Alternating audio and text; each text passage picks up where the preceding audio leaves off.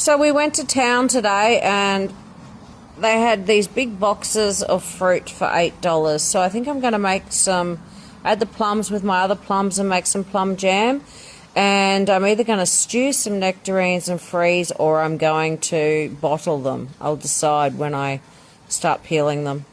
Okay, I'm going to be canning some nectarines and peaches.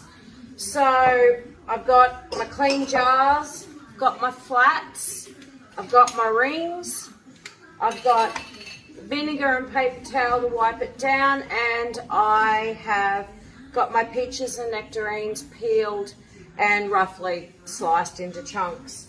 So I've got a litre of hot water here. I'm going to be putting a little simple sugar syrup over mine. You don't need to add sugar, you can just put water on them. Some of mine are a little bit sour, so I'm just going to put a tablespoon of sugar in hot water just to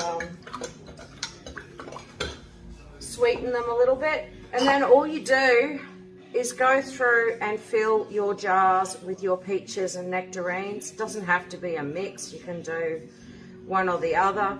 These are going to get water bath, steam canned, whatever you want to call it. And then they'll be shelf stable. You do want to pack it all down in there.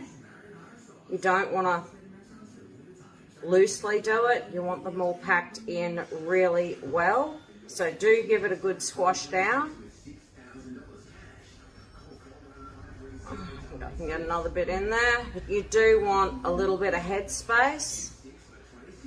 And then all I'm going to do is top that up with either your water or your sugar syrup, and you want to make sure there's no bubbles. So make sure you can use a cake skewer, a knife, whatever you want to use. I'm just going to have to grab a knife. Okay, I've got a little cake skewer here. You just want to make sure you haven't got any bubbles trapped down in it. You want it all, and then give it a bit of a push down again. Then all we're going to do is grab our paper towel, vinegar on it.